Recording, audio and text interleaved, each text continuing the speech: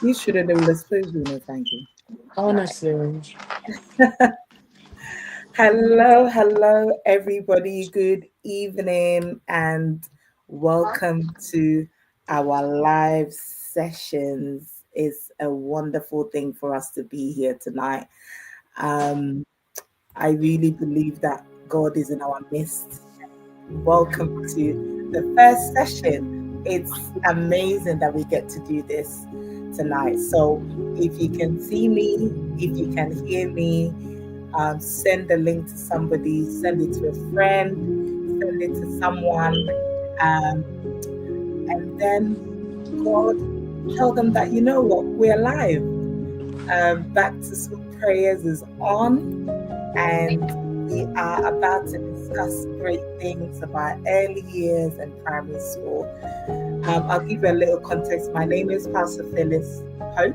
I add hope to it because it's now my adopted name. And tonight we're going to discuss all things early years and primary school. It's part of our back to school agenda countdown to give parents all the tips and nuggets they need for them to thrive. So I'll give you a few minutes, send a link to somebody, as I am doing now. I'm sending a link to a whole bunch of people that are in my network. So you send it to someone as well. And let's share. Let's share. Let's share the link. Let's share the link.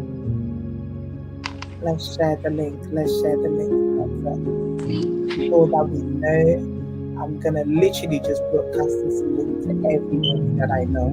So if you can do the same, that would be fantastic.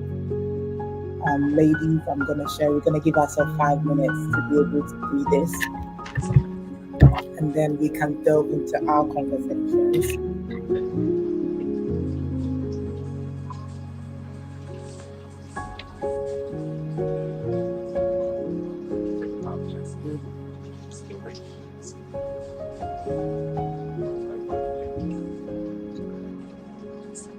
So if you can share with your networks.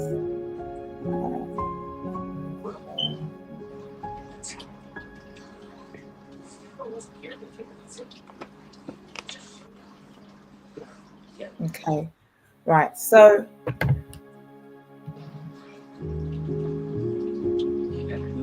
right. So let's get going. Let's get going. So before we start, let's pray. Father, we thank you for this moment. We give you glory because you have made today possible. Many are the plans of man, but it's you that establishes every plan. We thank you for establishing this plan. We pray that you will be in our conversations, and the Father, Lord, a mother, a father, a parent, a guardian will be blessed tonight. In Jesus' name, amen. Amen. Amen. So Amen. we're gonna go ahead and start the conversation.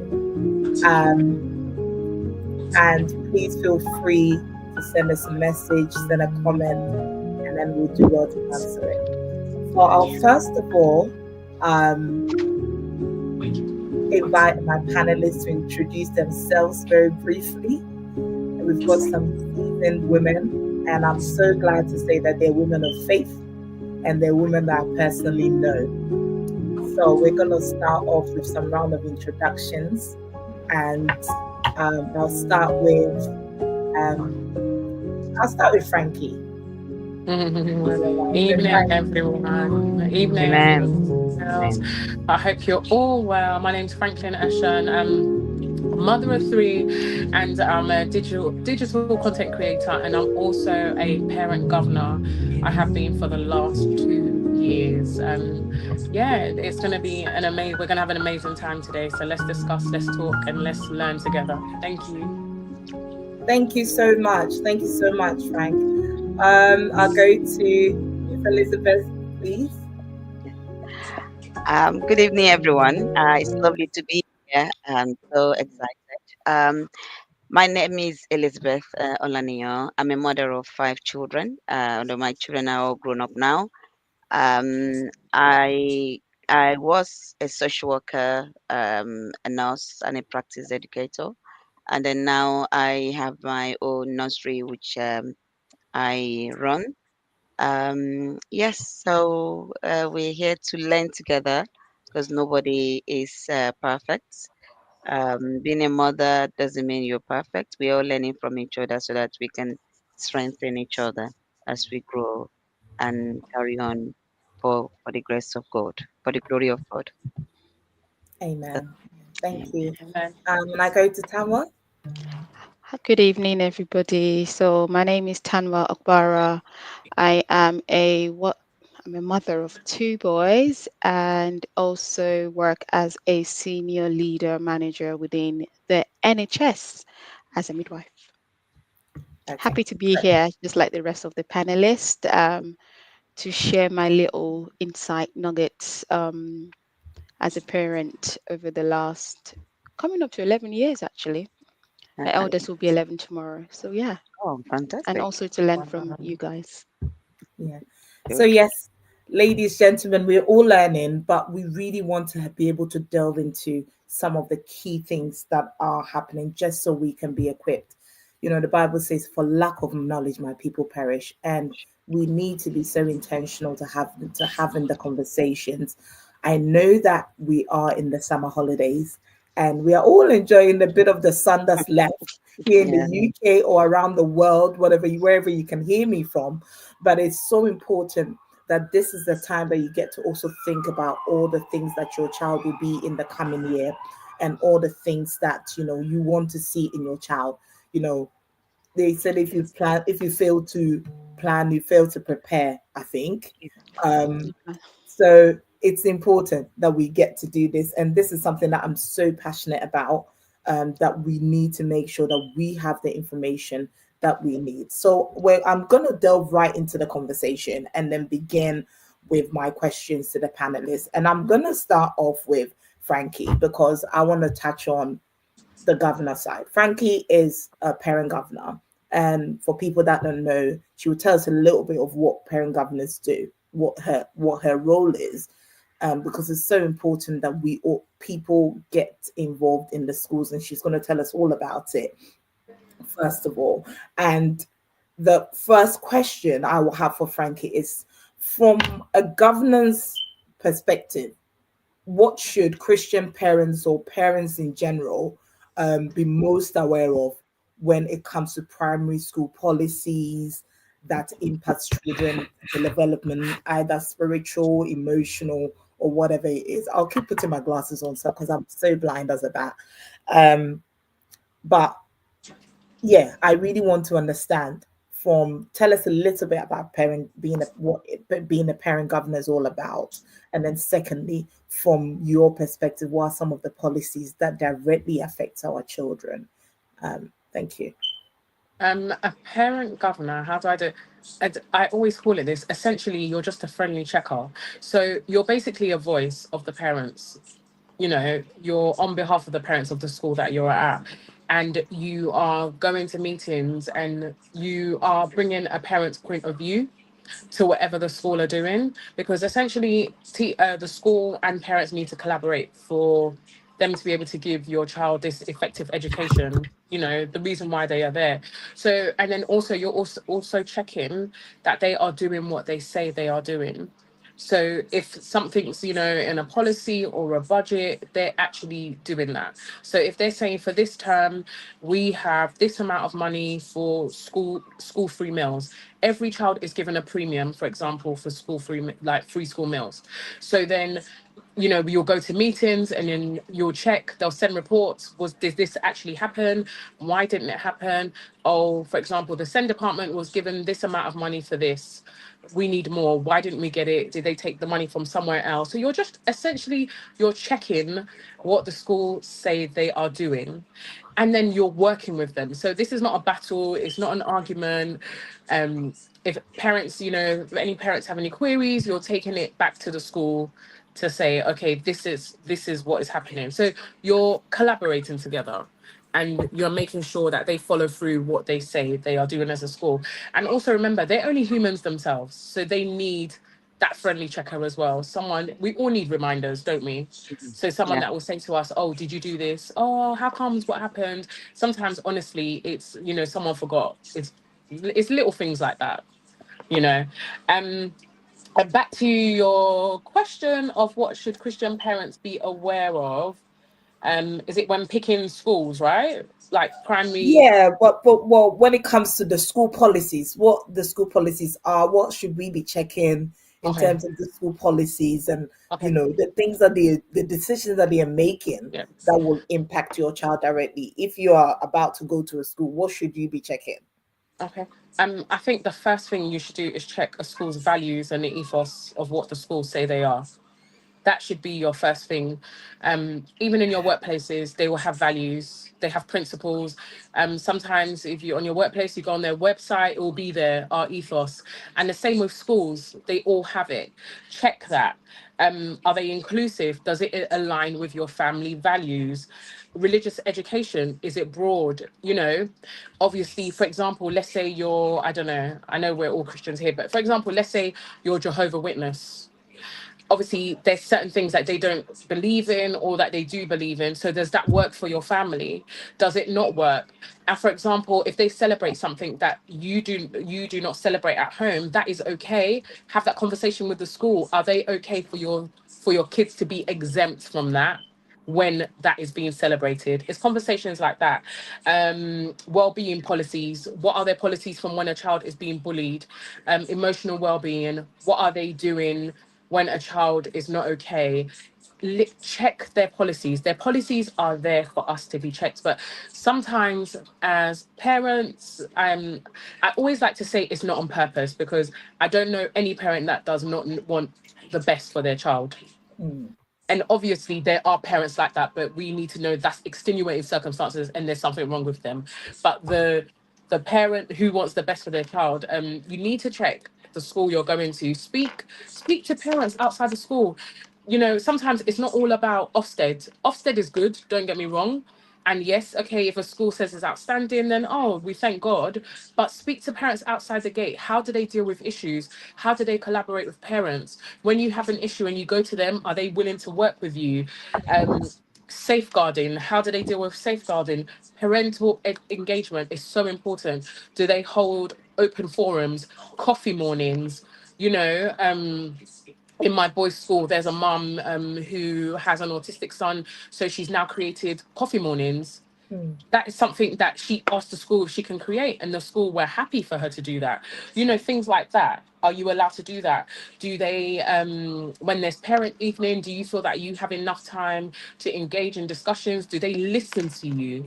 Now, obviously, bearing in mind as well, one thing we need to take into consideration with a school is they are only one body. They cannot cater to all of us. Mm.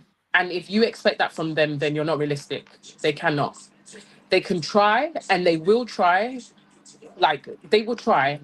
And then sometimes it will not be in your favor. But when it's not in your favor, what is the next step? And I think that's always important as well. It's not always what goes in your favor. Is if something doesn't go in your favor, what are we doing about it? So yeah, I think I've named quite a few things in which you can check. Yeah. Yeah, thank you so much, Frankie. I mean, it's important. How many times that many of us don't check the values and the ethos that the school ran by is wild. We are all running to Ofsted ratings Mm-hmm. so quickly. That's one of the first things that comes to our mind. I think on the jump of that, I'll go to Auntie Elizabeth. I'll call you Auntie Elizabeth because that's how I call you, Auntie. If that's okay. That's She's right. Auntie to masses of people, and she has a wonderful childcare provision that's been providing childcare for children in the borough of East London for many, many years, like for so many years.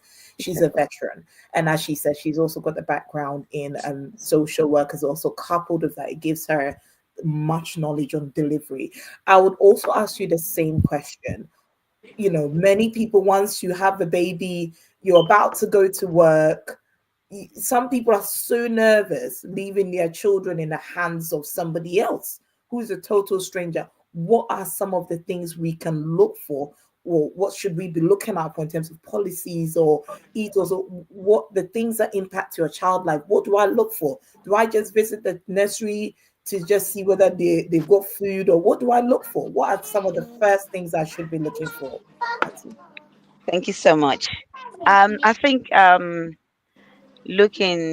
the right nursery for a child. Actually, I always said, children, they are precious. They are our, gold that God has given to us.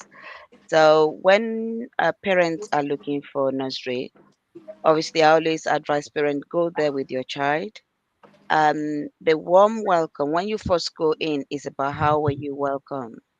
You feel you feel it within yourself as well, like what everybody rightly says. Some people, we go to the Ofsted, we read the report and everything, but it's not the same as in when you actually walk into the premises.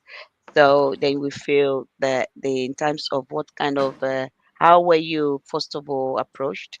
The environment is very, very vital, because when you walk in, they show you around.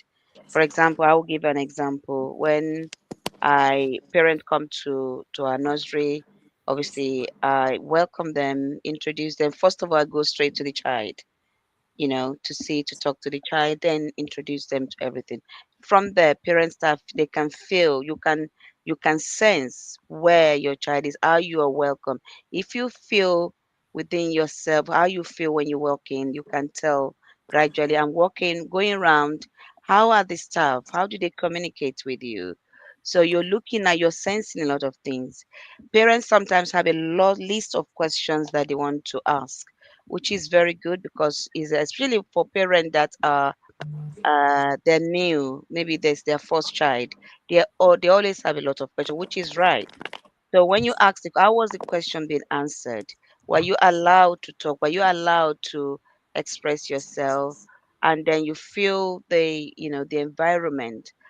First day, you might not be able to find out exactly how it is. You can still go back there and go and see the nursery, the settling period, look at their policies, what is their routine like. There's a lot of things, a lot of questions to ask.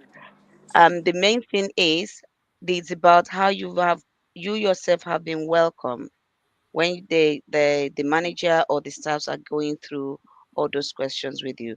I'll give you as an example. When I first had my daughter, she was 4 weeks old when I took her to a childminder. And I remember on that day, 4 weeks old child, because I had to go back to school, I mean to university, tears were running out of my eyes because I don't have family in this country. And I remember the childminder looked at me and reassured me that don't worry, I will look after your child. And normally she goes away on holiday to Ghana because she was a Ghanaian. And she reassured me that because of that, but she would not she will not travel for that whole period of my studies. She reassured me because she could see the fear in me. She could see that if I'm leaving my 4 weeks old baby in our care. The same thing with when we go to childcare. How do they see the way, maybe if I'm asking a lot of questions, do they act, I mean, can they feel my pain, that I want to know, I want to be assured that yes, my child is going to be safe in this setting. So there's a lot of things to be aware of when you're looking at nurseries. It's not something that you can just say that yes, is right. Mainly, it's better. It's also very good if we know parent, like what Frankie. sorry, I said. Speak to other parent that goes to their nursery. How were they treated when their child was there? So that is a very, very good evidence to be able to tell about a nursery, how good they are. Because the parent that have been there before can tell you how their child were looked after, how they felt about their child, to reassure us about the care in the nursery. So going and visiting a nursery for a couple of hours doesn't really tells you about the care that is in that nursery. Speaking to other people that already been there gives you more assurance and reassurance about the care that your child will get in the nursery. Okay. All right. Thank you so much, Auntie. Chanwa, I want to bring this question to you. Moving a bit away from, we've come to realize that, all of us needs to be checking Ofsted. That's just the minimum. If you're not checking the ratings, if you're not checking how well the school is doing, then you that's the minimum we should be checking for schools. So not just putting your child in a school that is just down the road because it's just convenient for you, but being able to put your child, checking the Ofsted rating to see what they're doing. And now we're being told that it's important, check the policies, check their values, check their ethos, and go there in person for you to have a feel. I want to ask you, Tama, because I know you personally that you're very hot on the education and the teaching. What are some of the things as a parent that you did to check? I think it's a little bit off topic from what we discussed, but I really wanted to know, how did you check to see in terms of what your child is learning? What are some of the things you did to be able to ensure that these parents, what they're going to teach my child is what is in the syllabus? What are some of the things you did? I so hmm, I tend, and I don't know whether many people know this. So I guess after this webinar, I employ every parent on the call. And if you're not a parent on the call yet, you're aspiring parent, remember this. On your child's school website, there is a section that has the curriculum on there. So there will be a breakdown. Funny enough, Phyllis didn't tell me she was going to ask me this question. So it's probably because she does know some of our experiences with one of my boys. So there's a section on the school's website called curriculum. Each school will probably call it something else, but basically it outlines to you as a parent what your child will be learning across the early years. So from reception to year 6. So depending on the school that your child is at, they may have this ready for you to see, but they always update it. It's there, it's readily available. So for us, as parents, for me and my husband, and more so me, let's be honest, this is my domain, and we divide and conquer in my house. So this is my area of expertise. So I tend to look ahead, see what their plans are. And I think Franklin also mentioned earlier, in terms of her role as a parent governor, is to look at, and one of them is to look at the curriculum to see, I believe, correct me if I'm wrong, Franklin, to see what the kids are going to be learning and in the across Yeah, the you're right. years. Yeah. Yeah. So I look at that, and I look at where my child is at. I'll give you an example actually. Before the school wrote to us as parents that my son was going to be taught, or they're going to discuss the whole sexual education. And I think many parents know about this, that they teach them quite early. I already know this was happening, apart from the fact that it was on the news and it was headlines a couple of years ago. So I already knew it was happening. So we'd already had conversation with our child about it, what to expect. And prior to the school sending an email out to us or a letter out to us saying this is going to happen, this is what's going to be covered, I reviewed it, make sure it aligns with what we want Joshua to know. And if it wasn't, we would have requested that, for a certain part of that education, could he sit out of that? So that will be example. So look at the curriculum. To answer your question, Phyllis, be ahead of the game. We are always ahead. My kids are always ahead of the school curriculum. Make sure it aligns with what they say they're going to teach them. And if it's not, and you can tell from don't wait till the end of the year. I think every 3 months before they go on half term, you get a report anyway. And also, do not wait till the parents' evening. If your school has a dojo system where you can communicate, or Okay, whatever system please. that they What use. what is a dojo system? Oh God. So it's a platform where schools, I know the school that my children have been at, and we'll come to that later, have a dojo system where it's pretty much like a WhatsApp, but it's not WhatsApp for parents, between parents and the school. So this your school, your child's teacher can send you a message, and you can also send a message to them as well. So if you want, if for example, if I want to meet with one of my son's teacher, I can just message, can I speak to you after school today when I pick him up, etc. Do you know what I mean?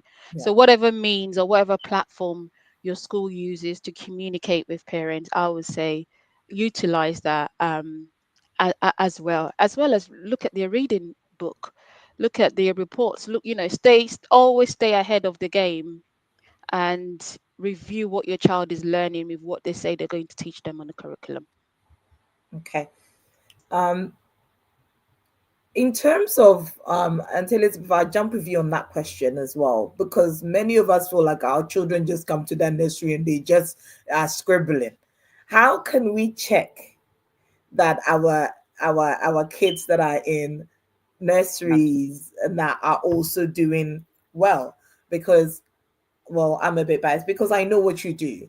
Um, and how can we check that with nursery and early years provisions that we have, be it your child being with a childminder or in a nursery, center?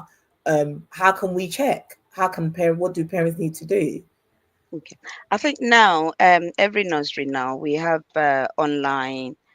We have iLog. We call it iLog. Some have family tapestry or different names, whereby we put the pictures of the activities that the children are doing. From babies, it's every week because they grow so quickly. It's weekly. When they turn to toddlers, then it's twice a month.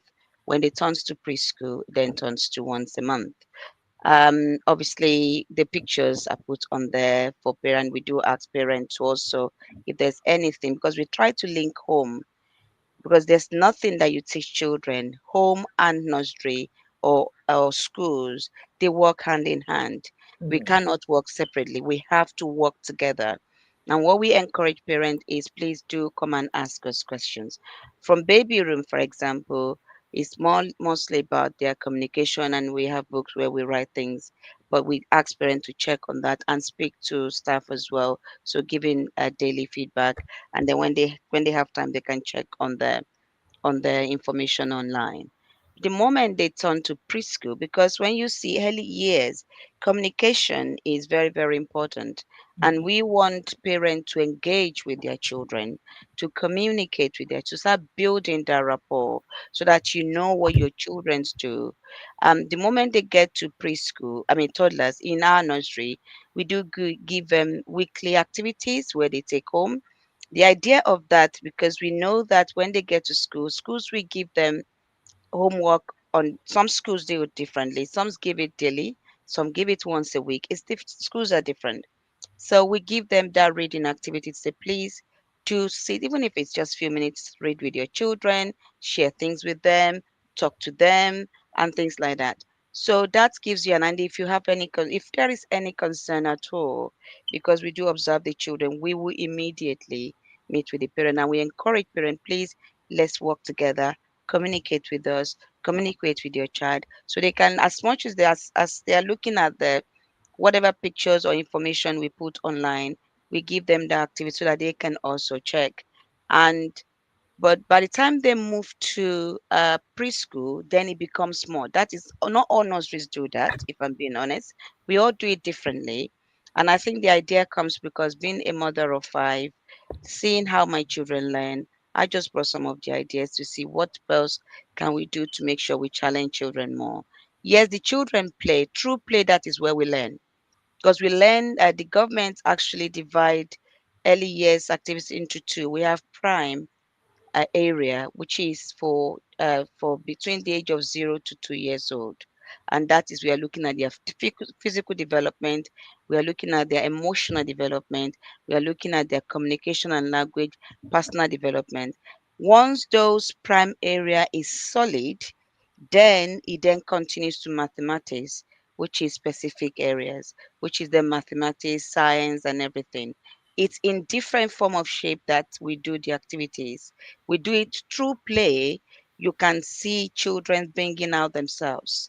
Their communication is a major aspect, and the personal and emotional development, because all those areas, once they are not developed, because when a baby is born, their brain is like a computer. When you just buy a computer, there is nothing there. So the first 5 years of every child is very, very crucial. So we cannot afford to miss that at all. So that's why you communicate with them, even from Tawati, you are a midwife.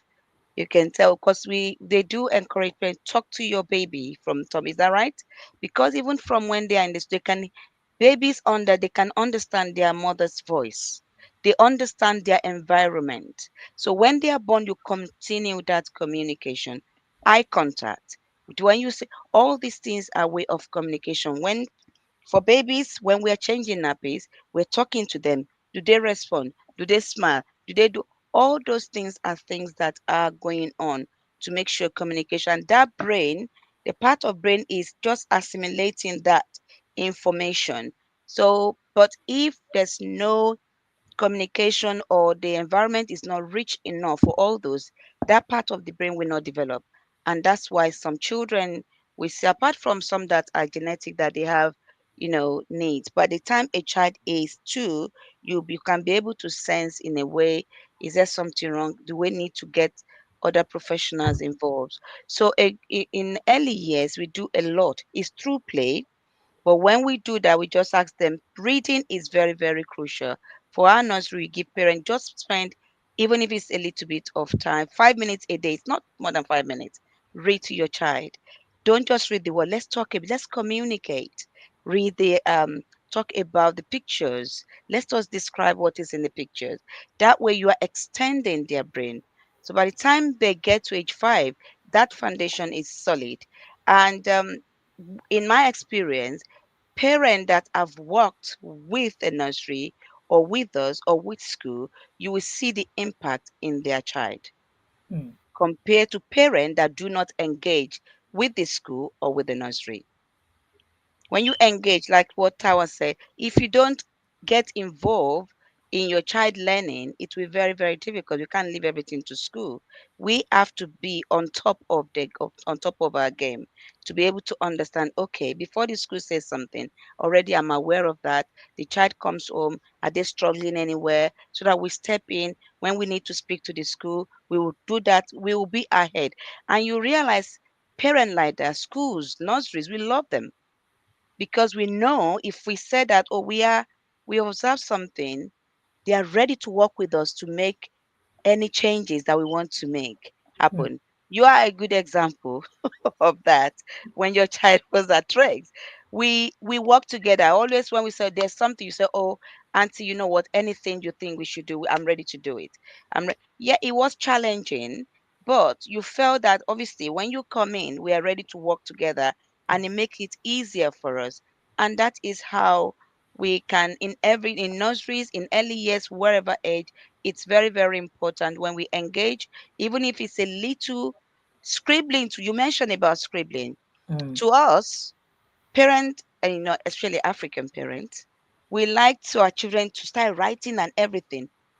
What we don't understand is their motto, their fingers. Sometimes they cannot, especially boys, Mm. holding pen, they found it very, very difficult.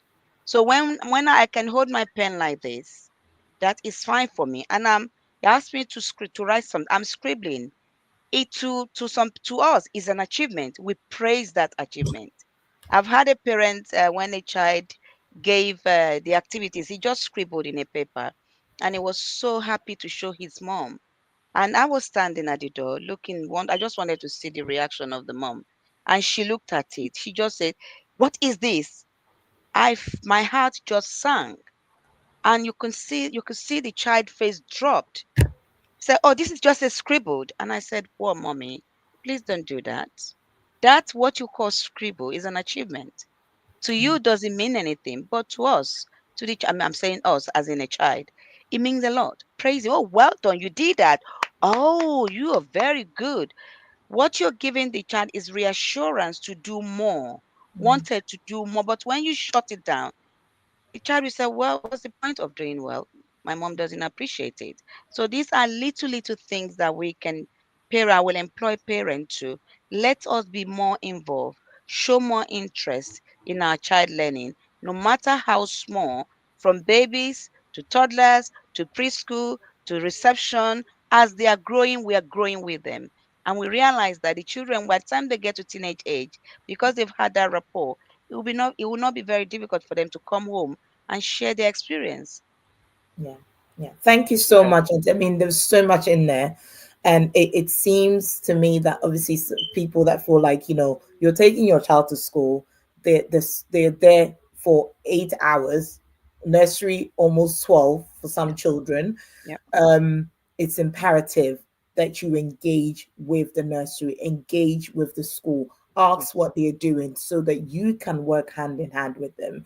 I want to ask Frankie, we're talking about, parents supporting with the learning, for development at home.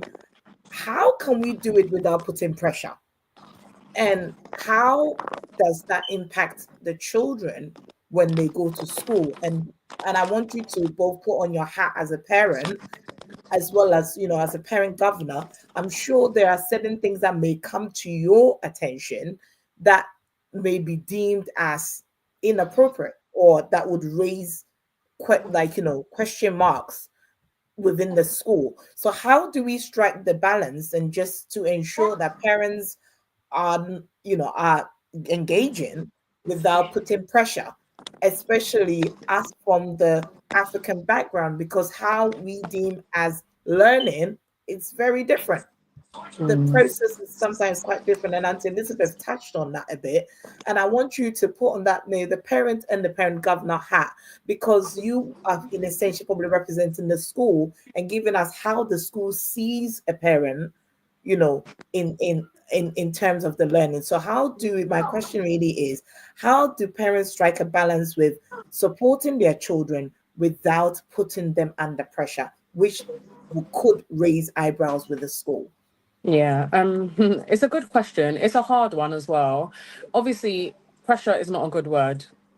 Yeah. And when you want, just with anyone, if you want someone to do something and you put pressure on them, they're not going to do it, or they're not going to do it willingly, or they won't do it properly.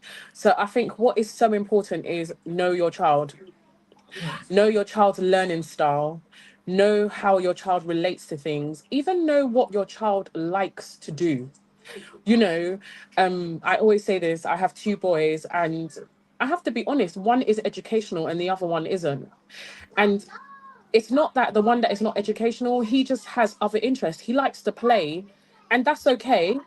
But I always make him aware that you have to learn first and you can always play. And I think the pressure comes because we don't actually explain to the child what it is that we want them to do. And as Africans, even from parents or even Africans, like, we're very much, oh, you have to do this, but why do you have to do this? Why can't the child play? And it's just like how when Auntie Elizabeth was talking, there's so many times Africans do not send their kids to nursery because they're not going to do anything. But what people don't realize is they're going to socialize with kids their age. Most of them are sitting at home with grandparents who are putting CBBS on for them, and they are not engaging with the children. I know I'm going off topic. Okay, that's fine. Okay, thank you. Okay, thank you. And they are not engaging with the children. So they don't even know your child, know what your child is capable of. For example, our head of board, I was speaking to her about my son Enzo and going to grammar school, and she just shook her head. She shook her head because she said, my son is 7. And then I said, and she was like, that's just too much, Frankie. And I said, I understand, but as a parent, I too have a right to know the steps. And I want to, I feel like he's capable. So I want to prepare him. I'm not going to put pressure on him, but I want to prepare him. And then she said, Africans and Asians really put pressure on the children. And do you know what? She made a comment saying, most kids that actually go to these grammar schools, so when they're in the school, they're actually the best. However, when they go into these grammar schools, there are kids that are so excellent, that they now go into these schools with, you know, the top of the best, and then they are so like, how, what is the word? It's just so overwhelmed that Overwhelming. these kids now lose how good they are.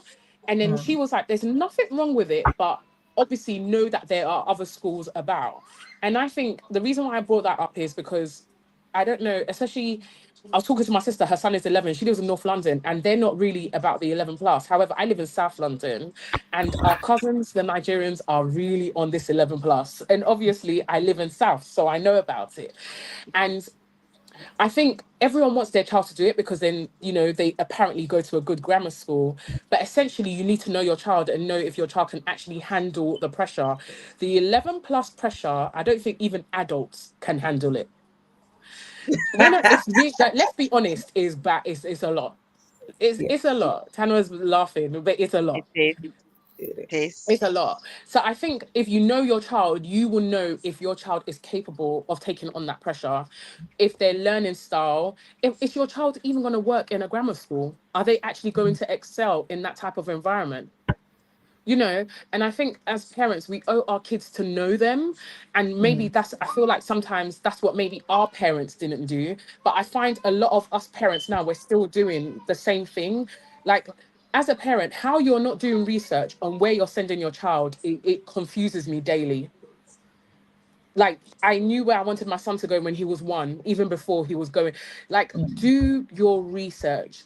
And like the Tama was saying, the information is not hidden. It's blatantly there for you everywhere. Everything they do, all their policies, everything. Remember, as a school, they have to show you these things. Mhm.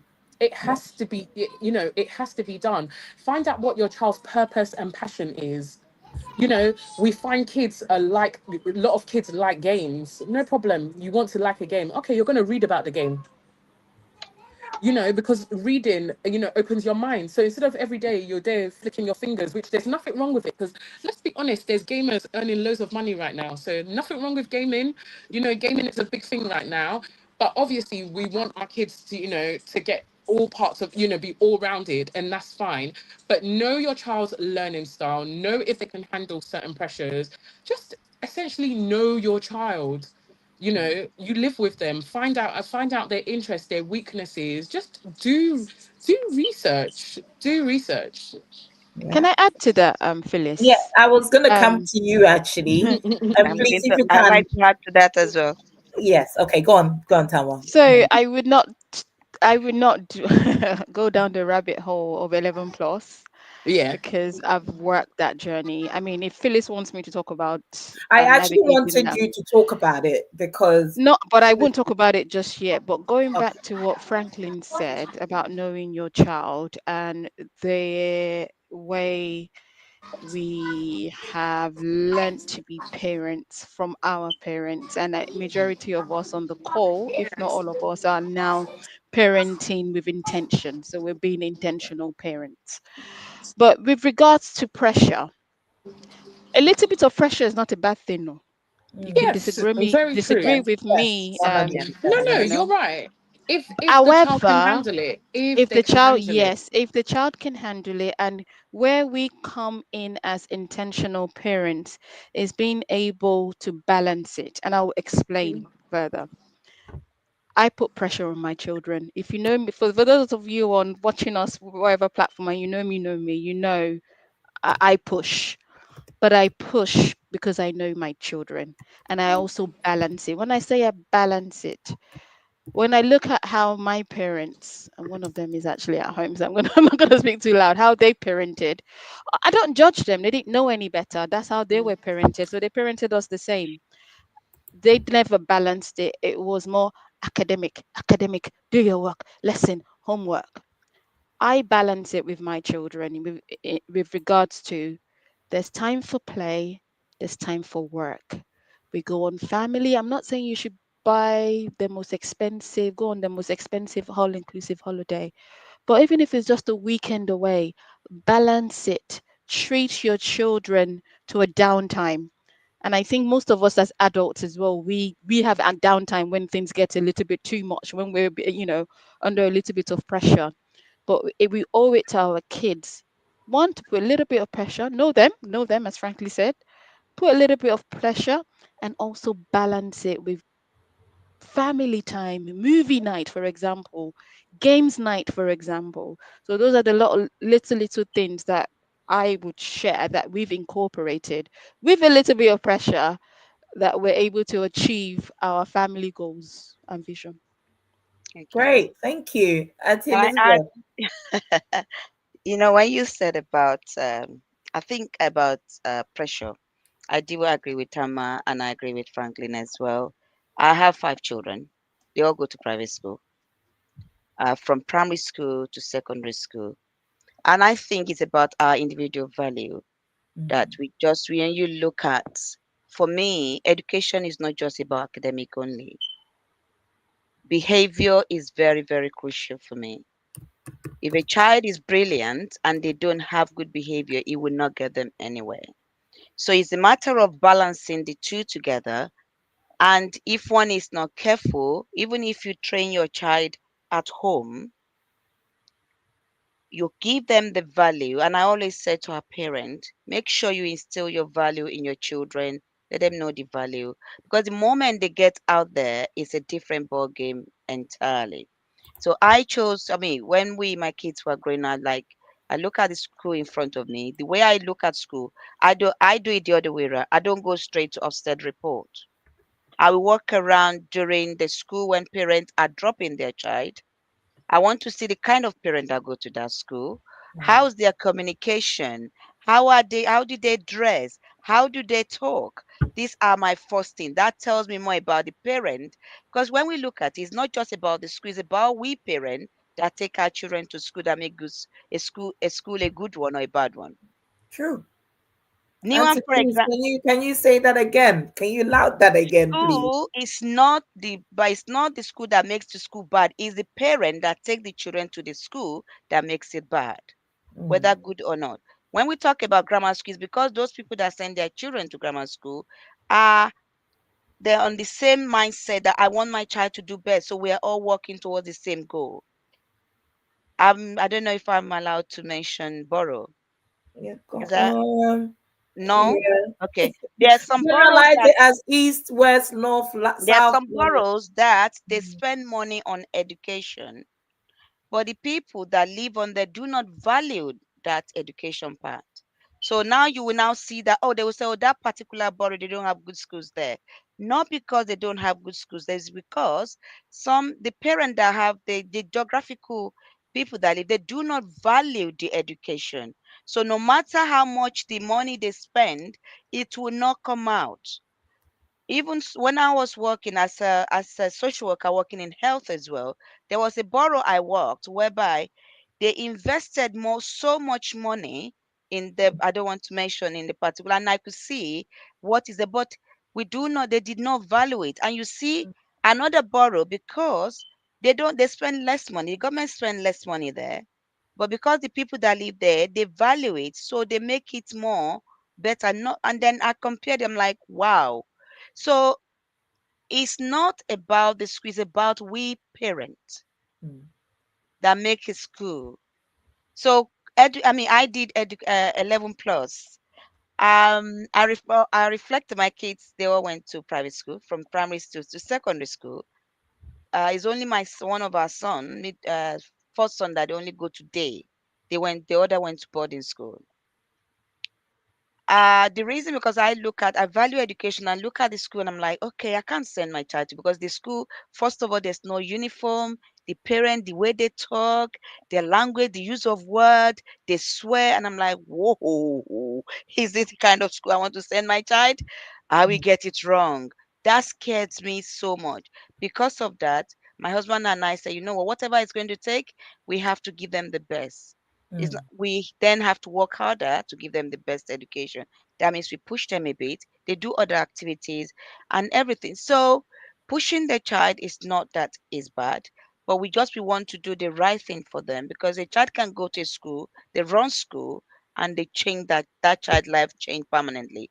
And then we now say, oh, I didn't know because the influence is so much in schools. Mm. So that's why I say parent from the day the child is born, when we are interested, we need to show it and be involved in our child education.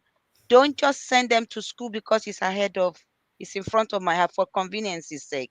I traveled. My husband and I, we travel. We can travel to the whole of the country as long as our children are having the good education, which is not just academic only, behavior, Mm. everything. All those things make a child. So that we want them to become a good adult. Then it starts from where we're young. That's what I would say. Parent, please do get involved. What makes a good school is about the parent that send their children to the school, not just the school.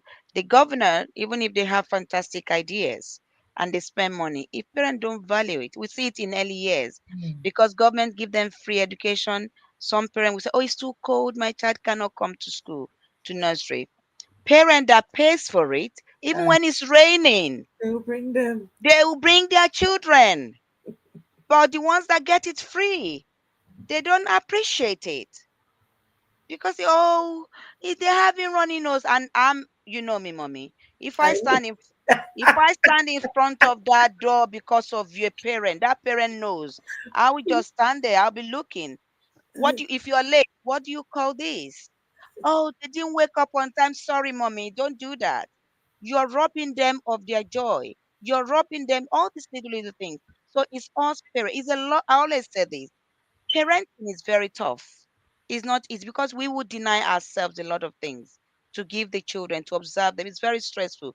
We are full-time workers. When our parents were raising us up back home, they have a lot of house help. They have a lot of help. Even if those that don't have house help, they have family members that helps. But we don't have any here. mm. So what I would say to parents is please be involved. If your child comes home, ask them how did they feel? How was your day today? We tell parents. That's why when children move from babies to toddlers, we don't give parents writing anymore. We say, no, mommy, can you start talking to your child? Ask them how was your day? Because if we give it to you, right, ask your child, how was your day today? What did you do? Tell me about what did you eat? The moment they get to preschool, we expect that communication to go more. Mm. We want you to talk to them. Let them tell you, oh, I play with my friend. What's the name of your friend? This and that. All these things are part of things that we do. So a bit of pressure is good because some children, they don't like to be pushed, especially boys. My first son, for example, he did 11 plus, but not the same. The approach we use with our first child is different from the second one because you then need to understand each child as they learn. Even when it's got to the third one, even with like just do the 11 plus. You don't have to. We don't have to stress yourself. But having said that, though, the pressure, financial pressure on parents is huge because you're doing the 11 plus with them. It's huge. So it's a lot of commitment. And I have to say today, they're all grown up. When people ask me, would I do it again? Yes, I will do it again because I can see the benefit, behavior, where they are now. They are probably sometimes they will say that mommy, they call a parent that thank you for sacrificing a lot for us. Yeah. At the time when they are going through it, it wasn't easy. But now they are an adult now, they appreciate it because they know in our house, sorry, there's no space for laziness. Mm. We wake up 5 o'clock, and we are very busy. Saturday we go to choir practice, the whole family. Sunday we are in church. So now it's helping them as they grow up as an adult. You cannot be lazy.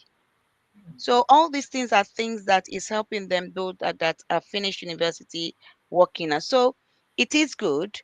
Pampering children too much, I will tell you this, parent, it's not good. It's painful for us as early years when we see children that are being pampered, because we have seen adults that parent over pampered, and as they grow up to be an adult and they don't know what to do with their life. Mm. We need when we just needs to show each other I love you, correct them with love, be involved. When they need to be challenged, challenge them. Don't put too much pressure. When you know that okay, they can, okay, you know what, you're like what Thomas said, it's a little bit okay now. Let's leave a little, let's play, let's leave book now, let's talk about something else. So they know that you can balance the two. So because pampering too much, oh, don't leave them, don't, it doesn't help their development. It doesn't help them to be an adult. When they grow up to be an adult, they cannot face challenges. When you look at a lot of children at this generation now, they don't know how to handle pressure so much. If please do correct me if I'm wrong. A Yeah, lot of they don't know how to. So I would say it's a lot there if we have it to say. is. It And is. I have to It say is. just we need to work more harder. Yeah. That's it. Thank you so much, Auntie. I mean, Auntie's touched on so many So much. strands, Yes. and it's so important that parents, it's so love. I mean, I'm so glad from the comment that Auntie made. I'm so glad that parents are here because it's us parent that can make up the school. And I've got, as we've touched on a bit of the private school kind of grammar school, next week we're gonna have one of, she's in the chat firing away, a very, very Elaine. yes, lady of my lane, Cunningham Seawalker. She's gonna blow our mind with that. And I think that we really need that information. So she will be here next week and she will be able to give us so much more information about what do we do. But I believe that we've heard it all about being able to strike a balance. How do we must support learning, we must push, but we must have a balance. And we've heard it from all the different angles. So we don't have an excuse. But I think there's a question that's in the chat. Are there any schools that cater more to non-academic students that are talented and gifted in other areas? I think we're focusing on primary education, so I really don't. Maybe we'll copy that question and put it Beautiful. in for like much older. But is there? I mean, as young as primary, Tanwa, if you can help me with this too. That Elena said that there's lots of schools. I mean, so I could probably save it. I know for secondary there is, but as young as primary school, are there schools that targets? I mean, we can take the question back and then but it does anybody know? I know that for secondary school for sure, but for primary Not schools, that I'm aware of. I don't know about the other panelists. Not that I'm aware of for primary education. But Elena said yes. So maybe we should save this question for the I'm gonna next. save the question. Yes, yes. Thanks, Elaine. Thanks so much, Elaine. We're gonna save the question and then, um, you Okay. know, this is blues one. This okay. So there's a Can I lot of yeah. can Go I just on. say quickly on that? With Yes. primary school, even if the school don't know, we can also look for activities Mm, outside schools for children. For example, there's a lot of, although it's just that is it involve money. mm. But obviously those are kind of sacrifice that we can also do. No. Yeah, but with that's what, because for actually when they were growing, they do a lot of out swimming, very good music. Those are little things that are very very good to make children active before they get to secondary school. Yeah. So apart from that question, Elaine, I will save that question for you actually, so you can elaborate on it, God willing, next week when you join us. Because next week we're dealing with secondary school. And for us here in the UK, secondary school starts from the age of 11 to 16. So that age bracket for America, it will be high school, junior high, and senior high. And people in the other parts of the world, it will be just anything just after primary school education. I mean, I'm so full, and I've got like I've learned so much. I don't know about you, people that are around the world that are listening. I've personally learned so much, and it's opened my mind to know that look, this education that we're doing is the building block that we're building, and we need the foundation. And you, as a parent, you need to be involved. You need to know your child. I'm gonna ask the last round of questions, and I want to, before your last remarks, because I know we've been talking for an hour. It's been a power-packed hour. I want to ask the question around challenging behavior. Tanwa, I know that one of your boys, you've supported him to do the 11 plus, and I know you put in so much work and congratulations to you that she was successful. Thank you. And it's not just doing 11 plus alone, even getting a child to study. They will go and we like 1 million times. I was speaking to one of my colleagues and he was saying today, oh, the child needs to do sort of 11 plus, even if not 11 plus, when you want the child to just do some writing, that's when they will go and they want to get water, they want to go to the toilet, then they begin to throw tantrums. As a parent, Tanwa, what has been some of the most unexpected challenges in the early years, and how did your faith shape your response? I think that was one of Okay. your original questions, Yeah. at you to speak on that. And then we'll go around the room for us to talk about how we can all be quite intentional about the children. So yeah, so my So question again is, as a parent, what has been some of the unexpected challenges, also talking about 11 plus a bit as well, or teaching your children in general in the early years of your child, and how did it shape you know did your faith help you to shape your response to that challenge. to that challenge? Yeah. Okay. Thank you for asking that question. I'm really trying to avoid the rabbit hole called 11 plus. So I'm going to try not to talk about it because it's very controversial. Yeah. However, I will talk about, and I don't know whether you remember this, Phyllis. I think you should, because I Yeah. definitely shared it with you after we went through the whole incident. So one of a challenge that actually we would never forget as parents, myself and my husband, was when, if I get, this is real and I know we're live, if I get emotional, that's because the feelings are still raw. But I'll try not to, so that you guys can get the message and get the learning and the testimony out of that, actually. So our eldest child, son, in year, I'll say he's just finished primary school, and he has gone through 3 primary schools in his very short life. And I'll tell you the reason why. But remember this, parents, if you're not happy with the school or what's happening with the school, move your child. If you learn anything from what I'm about to share, move, change. Don't stay and tolerate nonsense. Move your child from the toxic environment, if your child is not psychologically safe in that environment. So for us, Joshua so he started a school in reception year. Then we moved him out of that school because it ultimately was a failing school, and we had just moved into the area. We were not happy. Again, like Elizabeth and Franklin have said, know the school, walk around, look at the caliber of parents in in the playground.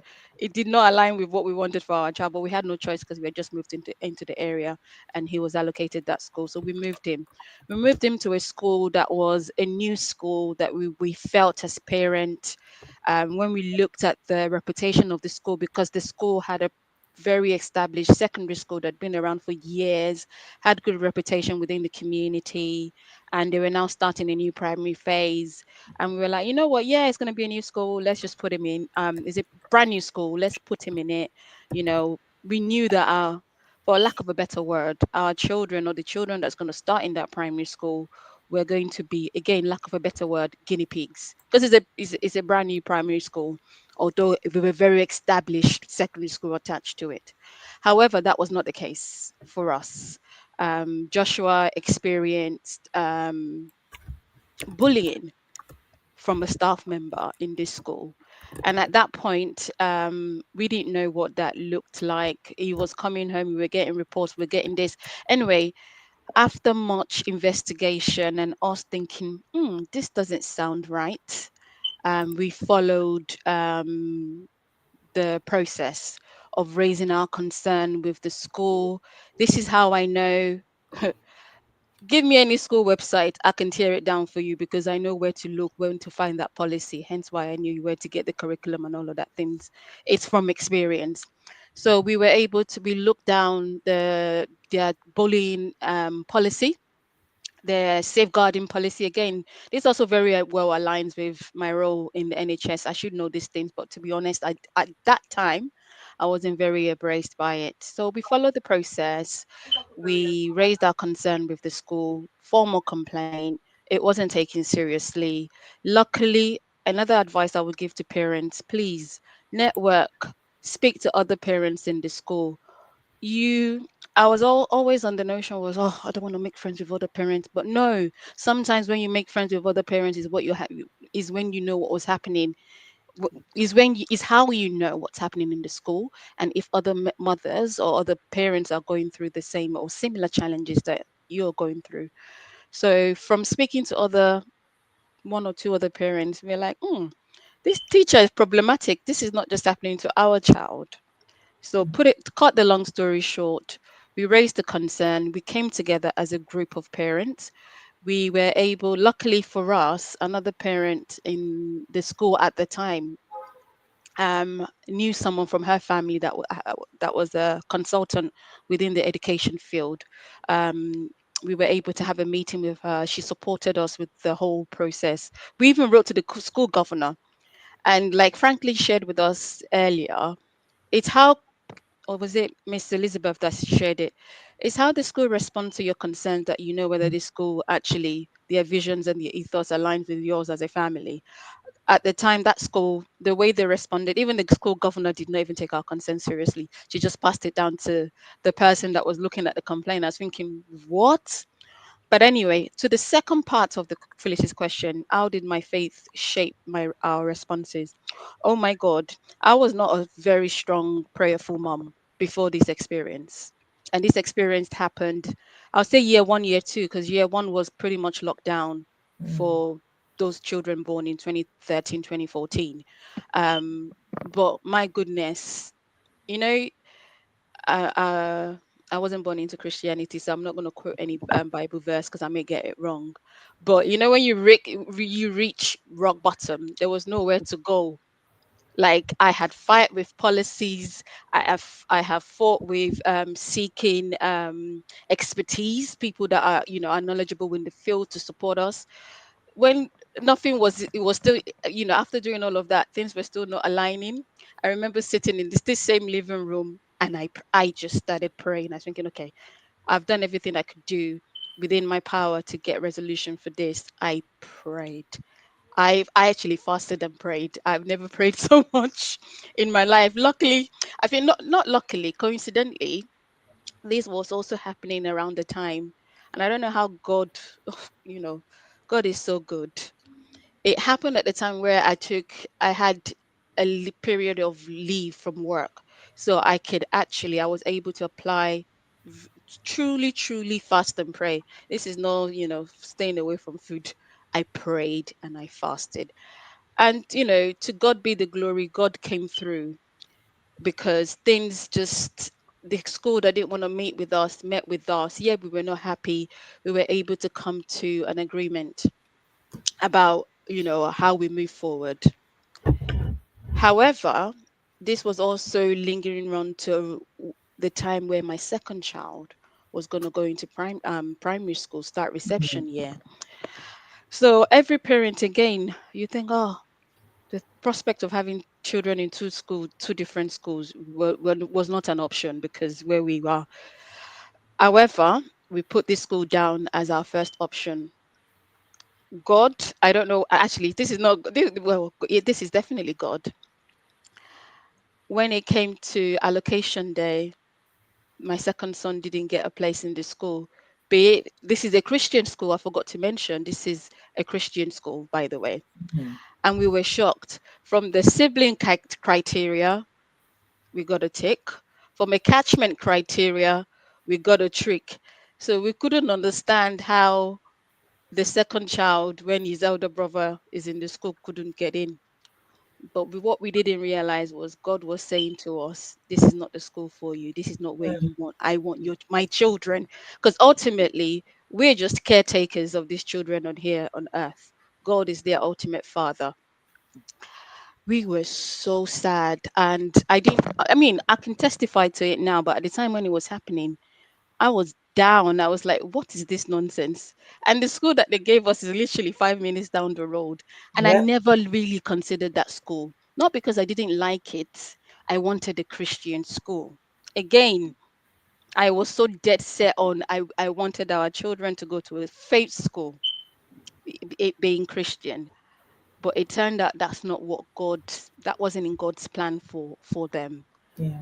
So the second boy was allocated a school around the corner that we didn't even go and look. I never looked at it. I just didn't want it. I wanted a Christian school. We appealed, we lost the appeal. And God of the 11th hour. This is how God works. Like, just put all your faith and all your trust and everything in God, and He will never fail you. I remember going to the schools to drop last minute. For mothers, you get the email, don't decline, still accept, even if you're going to appeal. So I remember on the last day, I went into the school that was allocated to the second boy and dropped the forms and accepted the offer of a place. And I just in passing said, would you by any chance have a space coming up for an intake year? At that time, he was in year 3, Yeah. going into year 4. He would be going into year 4 in the September. So this happened just after the allocation. Is it March or April? I can't remember what the national allocation day is. April, yeah. And she said, you know what? We don't at the moment. However, put his name. Why don't you share his details? What school he's currently at? And I didn't even tell them what was going on at the old school. And I gave, we dropped his details. I think less than 7 days, we got a call that there's a shift, that there's always movement. So it's more likely there will be movement within the summer area and summer holidays. So before the last day of term, or just approaching the last day of last week of term 6, before the break up for the summer, we got a call saying there's a space in the next year. Would we like it for our first son? And me and my husband looked at each other. What do we do? We've moved this child in reception. He's year 1 pretty much was non-existent because it was COVID. We were all homeschooling, so he's pretty much settled. Year 2, we've had this issue with the staff. His class teacher, his main teacher, actually, that's not even someone that he wasn't having contact with. It was someone that was teaching him every day. What do we do? And we were like, you know what? We will trust God. This is not a coincidence. This is just God, doing what He knows best, showing us that, look, we will make way for you where there is no way. Lines will fall in pleasant places for my people. Yes. So we accepted, and it hasn't been a decision that we have regretted, because not only did he start, I remember dropping him. I wasn't crying about the first one going into reception. I'm like, your second child, you'll be fine. And he was fine. But I cried when I dropped Joshua in that secondary school, because I was thinking, for such a small child, he has gone through a lot. And as an adult, if you've ever changed jobs, you see how you feel vulnerable changing jobs or starting in a new organization. And I was thinking, he's going into year 4, he's not making it. How is he going to make friends?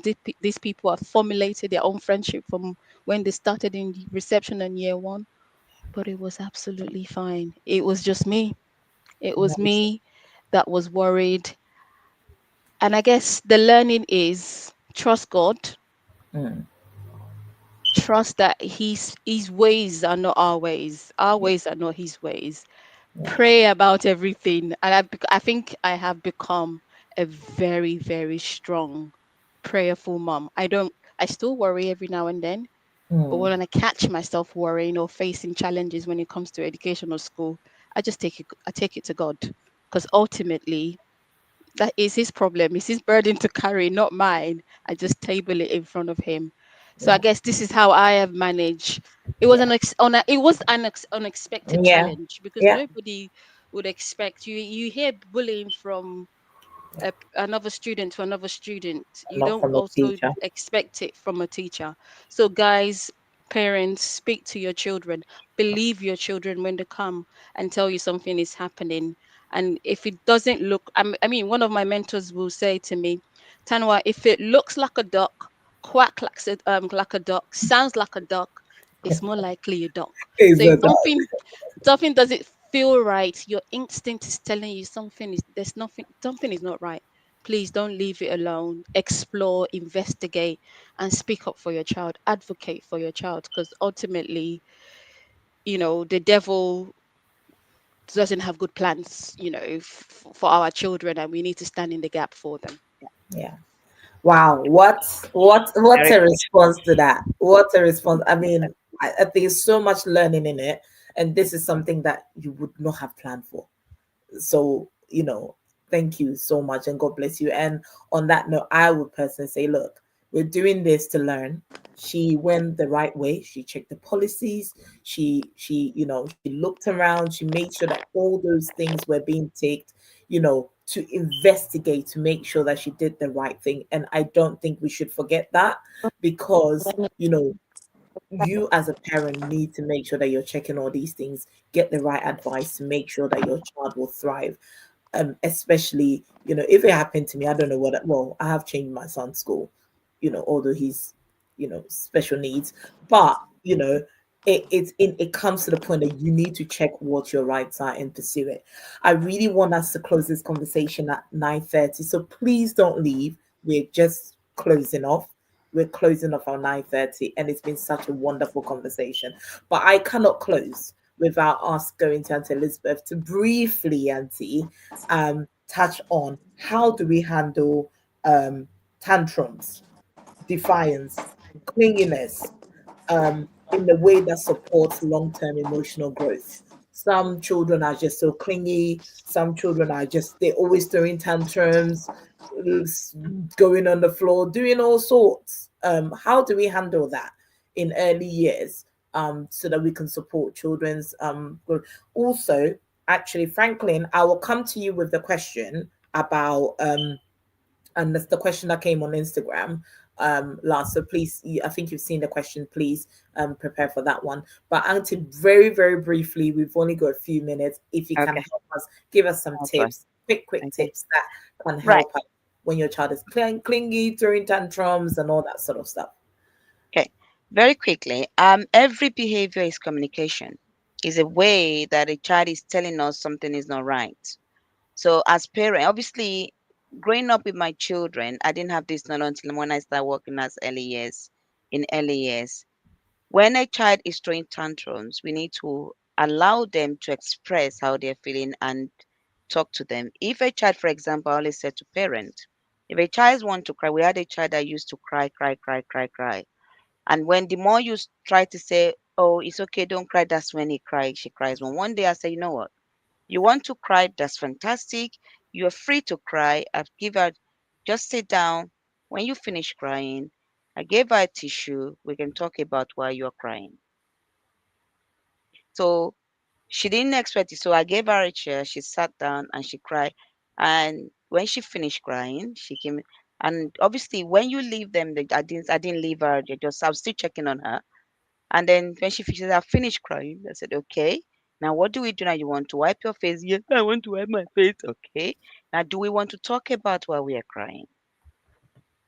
So you allow them to express, why do you want to feel just crying? Said, I don't know why I'm crying. Okay.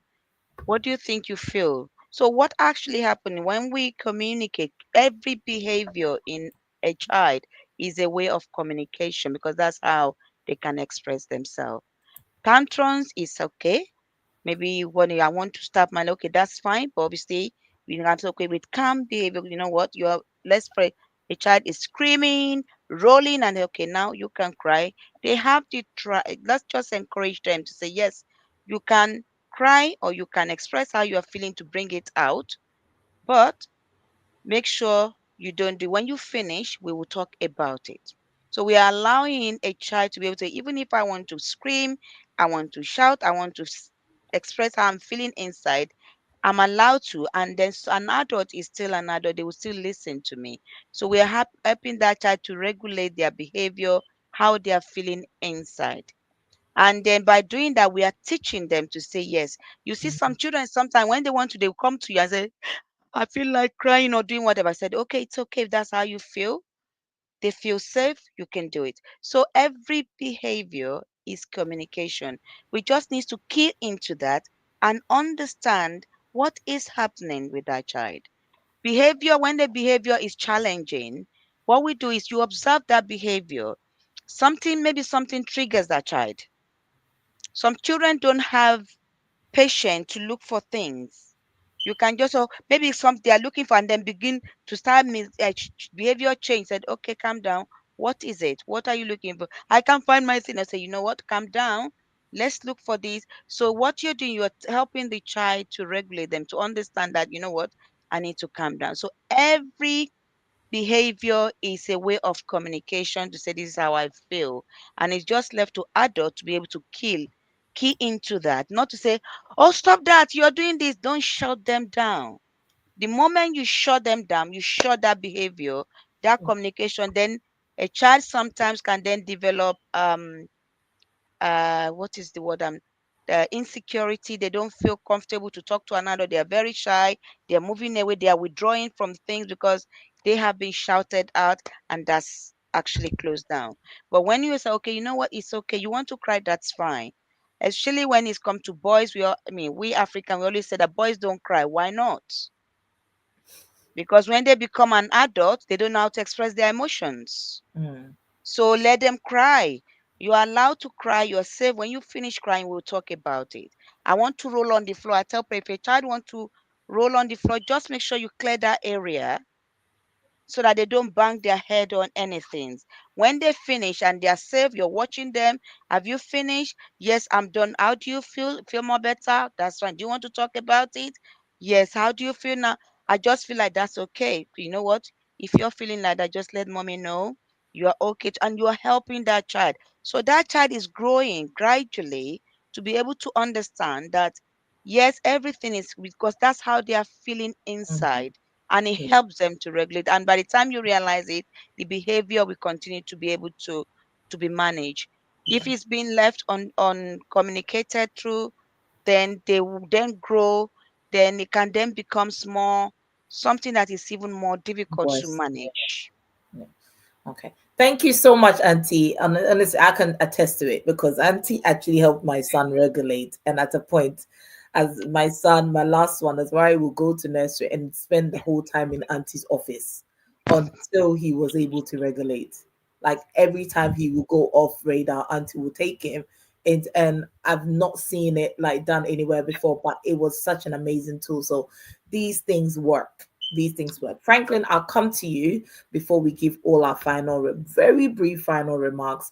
How do you discover your child's gifts, skills, and capacity, Frankie? I've given you a long break, so you can answer this briefly. I think just watch your child. See what your child is interested in, see what toys they pick up, see, the kind of things they do. Does your child like to play outdoors? Do they like to play, or does your child like to watch things? Does your child like to read? Obviously, for example, when you see your child doing a certain thing, you it doesn't you will now think, oh, okay, what can that child do? You get some kids like jumping about, so I'm like, okay, let's go and do gymnastics. Think, what is it? And my eldest, when he was 1, he used to like spoons and he was always drumming my chair. So we thought, okay, let's get him into drumming. Now he's, studying for his grade 2 in drumming. So look at what your child does all the time. If they like to be outdoors, find them a hobby, find them something that has to do with outdoorsy. Even if your child maybe likes visual things, encourage them, draw. You can your child just sometimes watch your child and see the kind of things they do or how they like to learn. Some kids like reading, some kids love the TV, love watching stuff. There's actually nothing wrong with that.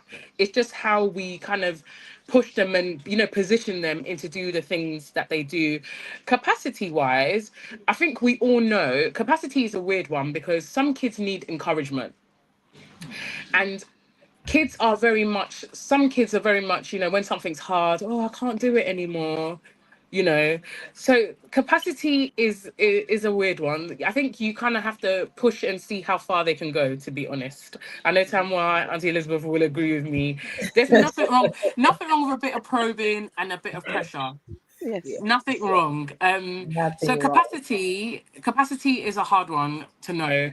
I think you challenge your child, see what they can do and how far they can go. You can actually tell when a child is genuinely tired or when a child is just they don't want to, is, they don't want to do it anymore. Not because they just can't be bothered. You can always tell. There's a different mannerism to it, to a child who just and they'll be now, I need water, like kids that don't want to go to bed, those type of excuses.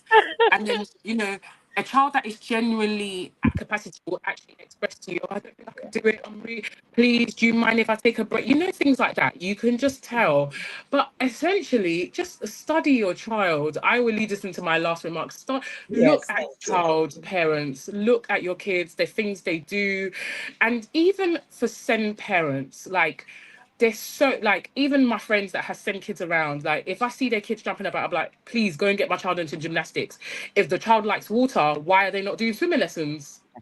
Yeah. Things like that. This is not restricted to just kids that we think are, they're not neurodiverse. No, this is for all children. Every child has a potential, every child has a skill, every child has something that they're good at, no matter what. If we actually do research and you look at some of the actual amazing people in this world, most of them are actually neurodiverse if you actually Mhm. look into it. Yeah. Yeah. They're on Mhm, some sort of, so mhm. as parents, please, let's study your kids and also be extra vigilant. If you see anything that you think, oh, it doesn't sit well with me, do not leave it. Please do not leave it. Sometimes it's just a bit of intervention, you know, and and something, or just sort that out. And let's also remember what is actually normal.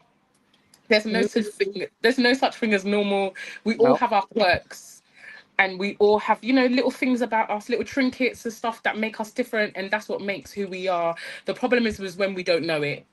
And also, please, parents, be all over your kids and their schools. The teachers, become friends with them. They're your friends. Become their friends. Because when you're actually friends with them, they treat your children differently. And it sounds crazy, but they do. And it's Yes. just like, if you're actually friends with someone, the way you treat their child is not how you'll treat a stranger's child. Let's also be aware, because they're humans. The teachers are humans. But if they see you drop your child at the door and you're rushing to go, that is how they're going to treat your child, rushing to go. Mhm. Literally. So parents, be all over it. Be all over it. All over it.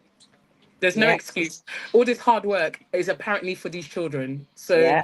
if they are not getting what this hard work that you're waking up and down to go, then I don't know. Take time out, go on go on school trips. I'm always screaming this, go on school trips, be involved, volunteer at PTAs, let them see you. I became a parent governor because um Enzo's teacher actually said to the head teacher, she thought I would be a good parent governor.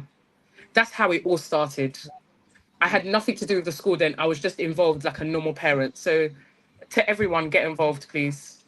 Thank Yeah. you. Get involved. Get involved. And to Elizabeth, your last remarks. We've actually got a minute to close up, so please, your last remark, um, please, to parents about early years in general. And I know you also run fantastic after school club, breakfast club, summer club. You do it all. It's an Yeah. educational center that she runs. So if you're in East London, you can send a message, and then we can always introduce you to this wonderful woman.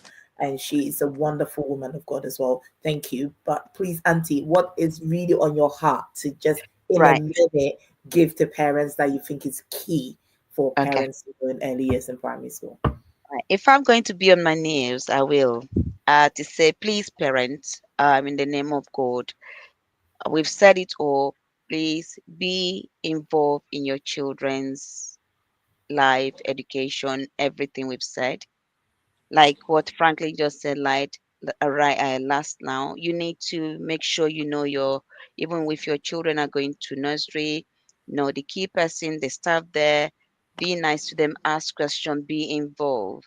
I know just a very quick one, because sometimes when situation happened, God forbid we don't get referred to social services, they will write to the nursery, wanted to know how your relationship, parent relationship is with the nursery. The same thing with the school. So a lot of our parents, because of the way they are involved, we have actually support them through social services situation, even at a point where the child was going to be withdrawn.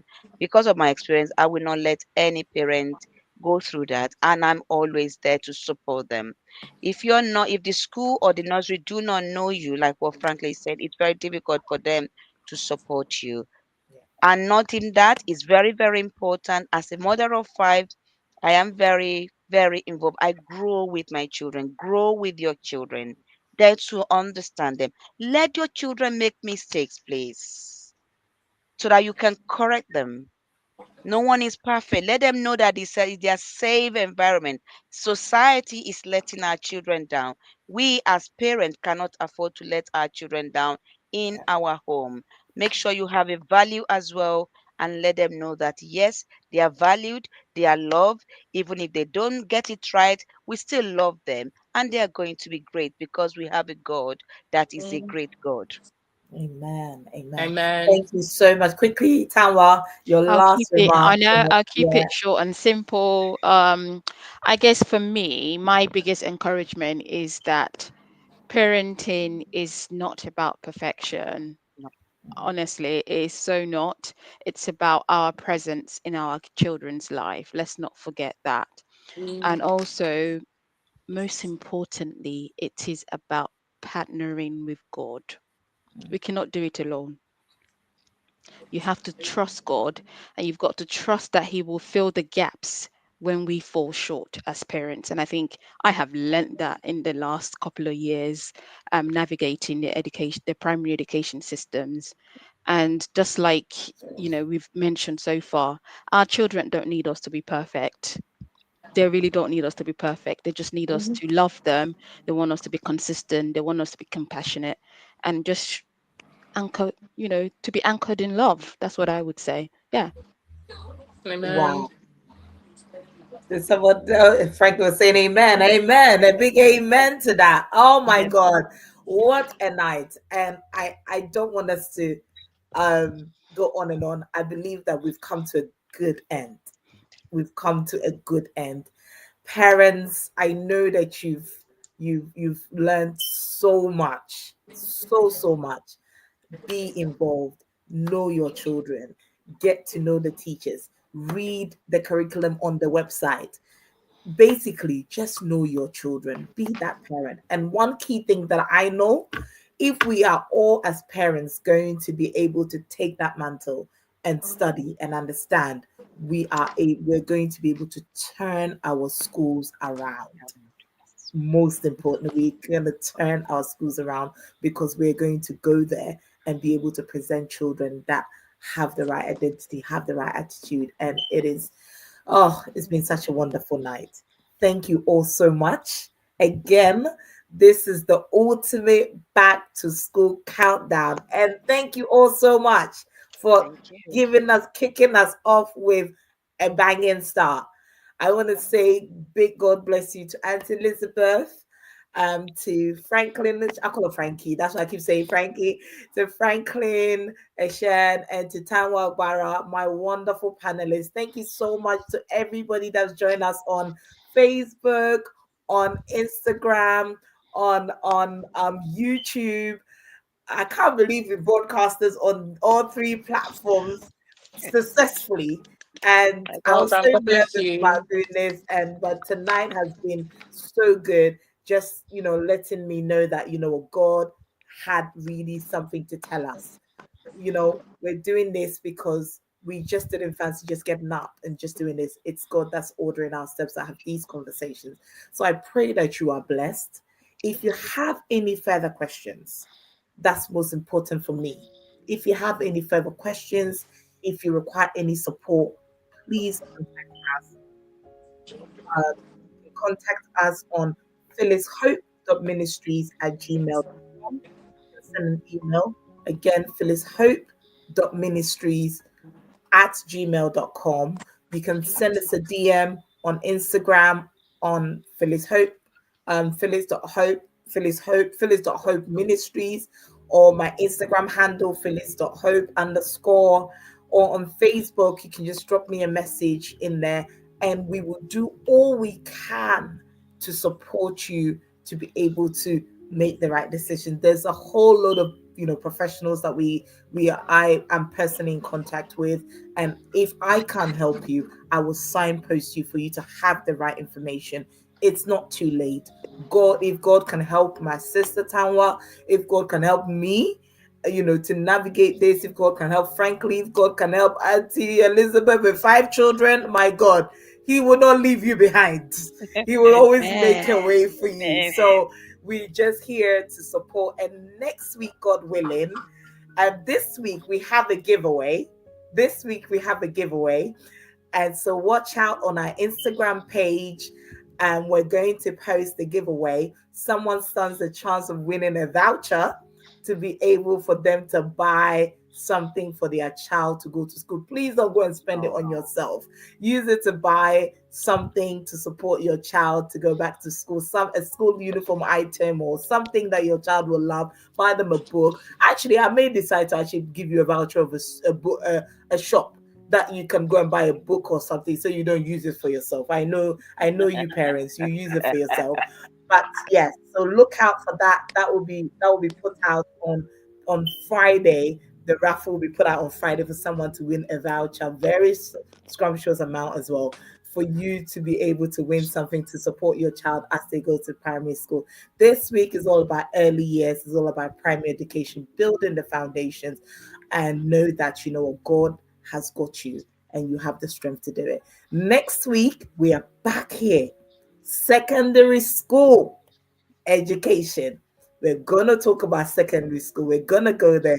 You saw my sister Elaine firing in the YouTube comments. She's going to be here to talk about all things private school, grammar school, scholarships, everything you need to know in the UK and beyond. She's your plug. We're going to have a secondary school teacher as well to talk to us in depth about, the curriculum, because it's a lot of learning when you get to secondary school. We're going to have that.